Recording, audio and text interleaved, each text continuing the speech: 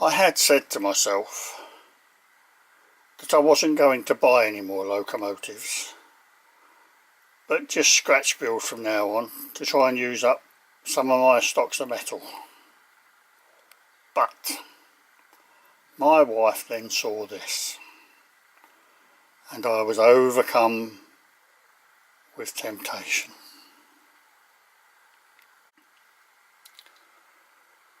It is a Roundhouse Clarence Tram. This is not a sponsored video, but in my view, Roundhouse arguably make the best and the most reliable garden rail locomotives that you can buy at a reasonable price. I already have a Roundhouse Katie, which is now 17 years old, and apart from the time I caught it on fire, don't ask, it has never been any trouble whatsoever, and to this day is one of the easiest and most reliable steamers that I've got. In fact, it might be the easiest locomotive that I've got to actually steam. And I have no doubt that this tram will keep up the tradition. What is also extremely commendable of Roundhouse is that the tram comes with an instruction book, their neat plastic wallet containing a toolkit which includes a couple of Allen keys, a gauge to assist in the re-gauging of the wheels because the tram is gaugeable from 32mm to 45, a spares kit of O-rings and even a spare gas jet, which I think is fantastic, a cleaning cloth, a bottle of steam oil, and 2 white metal lamps for affixing at one end or other to the roof. Absolutely brilliant. Sort of thing, in my experience, you don't get with any other manufacturer. Absolutely brilliant. The tram came fully equipped with radio control, transmitter. That takes 4 AA batteries, and the receiver in the tram itself, which also takes 4 AA batteries. For operation, the roof simply lifts off, try not to dent it, so that you can access the gas filling, the boiler filling and the lubricator. The receiving batteries, the receiver is in this compartment here, accessed via one captive screw. That's the on-off switch for the receiver. You just take the lid off, and there's a 4 battery compartment. You slip the batteries in there, dead easy. I've already done that. And remote control servos, one for the regulator, and it's a bit buried, probably can't see it, and one for the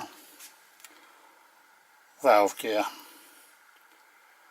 I've already turned everything on and tested it, and true to Roundhouse form, you just switch everything on in the right order, and all the servos have been adjusted, everything. I've obviously steamed it, but everything just works perfectly. I mean, Roundhouse are very good at pre-testing all their locomotives before they dispatch them, so I've got absolutely no doubt that when this finally gets to the track, I wouldn't expect any issues at all. Superb.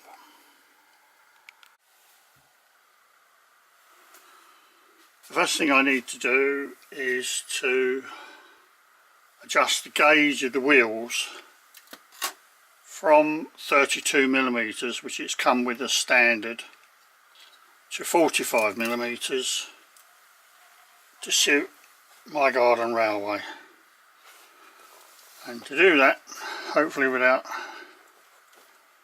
dropping it, fairly stable, I just need to slacken off the grub screws on the wheels and move them out.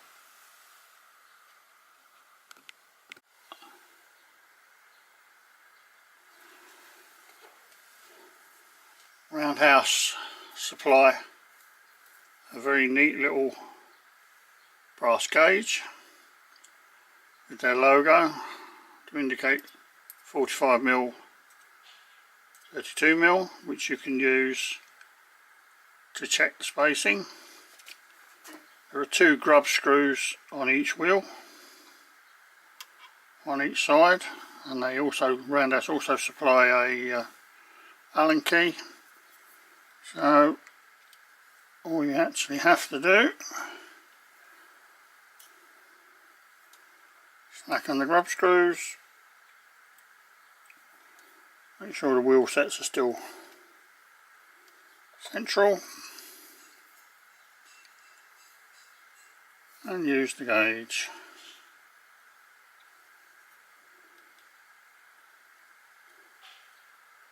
To place the wheels. Just need to make sure they are sort of central on the axle. I'm not sure if the axles are dimpled or not. I know on my Katie I think they are, but can't quite tell with this one.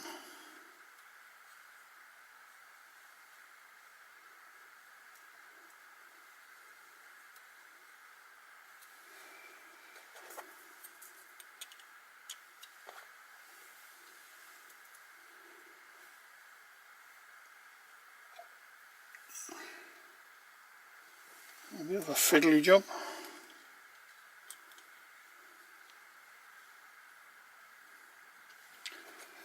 I think we'll tighten this one and do the final adjustment here. So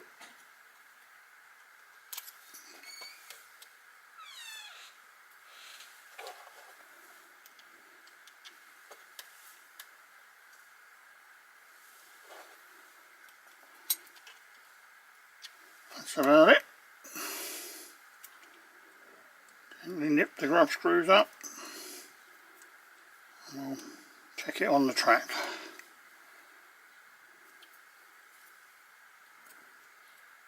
After we've done the other wheel set, of course, because we're in for a bumpy ride if we don't do that. Fairly easy. I have now gauged, I think, both wheel sets to 45mm. That one might be a bit tight, but we'll see when we get on the track. We can always carry out some final adjustments. The other thing I always do is just to check with a rule, after I've done all this, that the inner faces of the wheels are still parallel to the frames. Obviously you could have it 45mm, one offset in that direction and the other axle offset in that direction, which would cause the locomotive to crab a bit, which looks a bit strange. So that's just another check I usually make.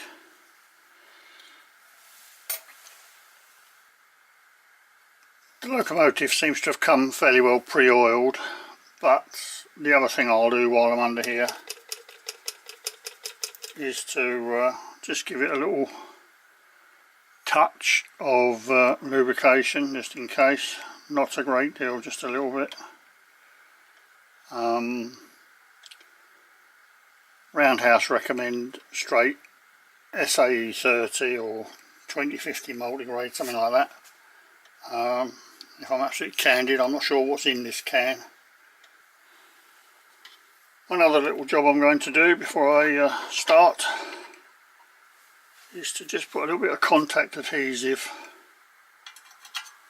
to secure the lamps to their brackets. They're quite a loose fit, and knowing me, they'll get lost instantly if I don't do something. In point of fact, I'd already misplaced them once on the bench, couldn't think where I'd put them. So just a tiny bit of contact adhesive will hopefully do the trick, and should I ever need to take them off, hopefully we'll allow that. At least that's the plan, just a touch. There we go. Okay, just check that the gas valve is closed, and we'll put a little bit of gas in. The thing about Roundhouse is they have absolutely excellent gas filler valves. You can always tell when the machine is full. The other thing to do is to fill the lubricator. I've taken the cap off.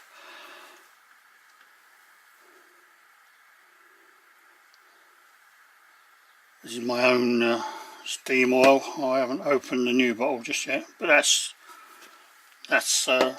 Roundhouse. That came from Katie. As I say, the 17-year-old now, Katie, my Katie locomotive, absolutely faultless, apart from when I set fire to it. I wasn't very happy after that. I had to buy some new servos.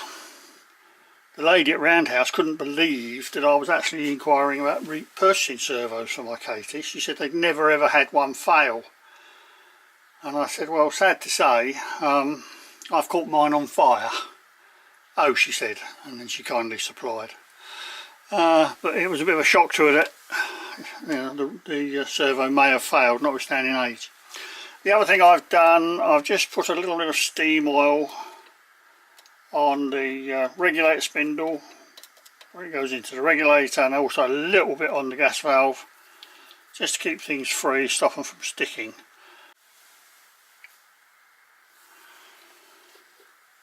Roundhouse recommend that the boiler is filled to the top of the filler plug, and then 30mm is actually siphoned out to give a bit of steam space. I can't see me being as fastidious once I get used to this thing, but for the moment I shall do what they say.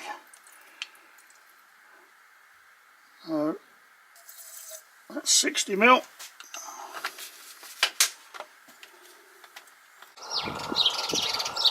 Absolutely flawless. Just waved the match, cracked the gas valve, waved the match over the chimney, lit first time, flashed back down to the burner, and the tram is now alight. Brilliant. So, somewhat worryingly, this is Angela's first ever attempt to drive any form of steam train. She has been thoroughly trained, so let's see if she can make it go. And I'm very nervous. Go on.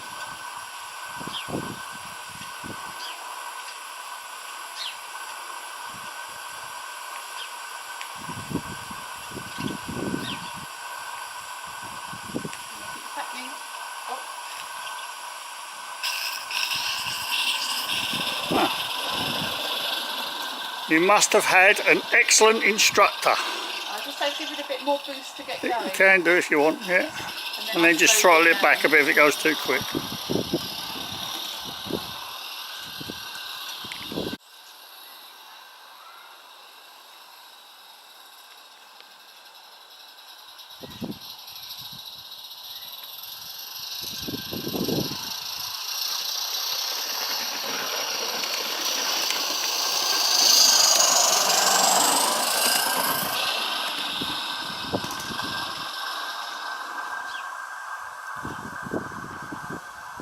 Why have you stopped? Just keep going. What kind of tram service is this?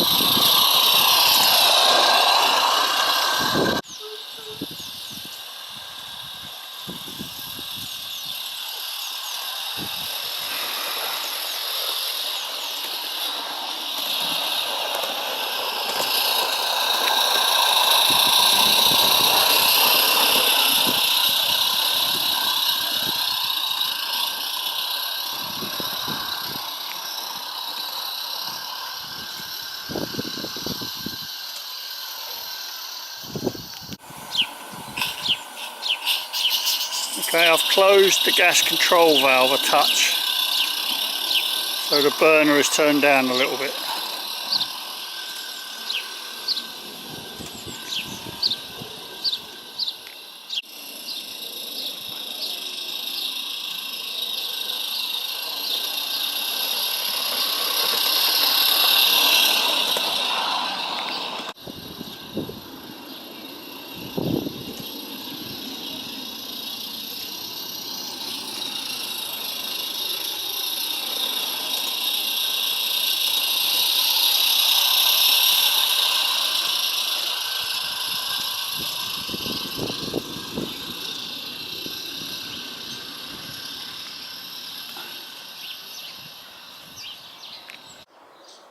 I was a bit concerned whether there was enough room under the skirt over the rails, but having done a few circuits now and not managed to hit anything,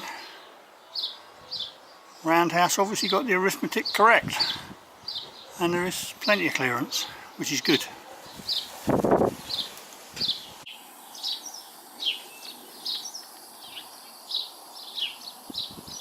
I have 3 of these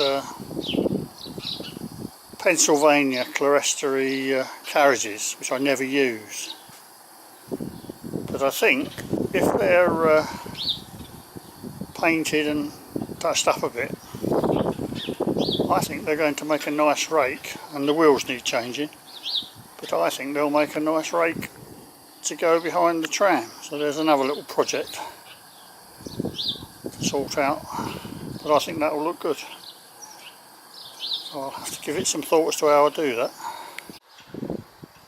Just for comparative purposes, on the left is the Wilkinson design of Bay of Peacock Wilkinson type steam tram that I'm building from scratch, and the tram on the left is approximately built to scale externally, not internally but externally. What's interesting is how much smaller it will actually be physically than the Roundhouse tram, and notionally they're both 16mm scale. No wonder I'm having so much trouble with my version, trying to figure out where to put everything and get it all in the space. But as I say, externally the dimensions are as per the manufacturer's drawing.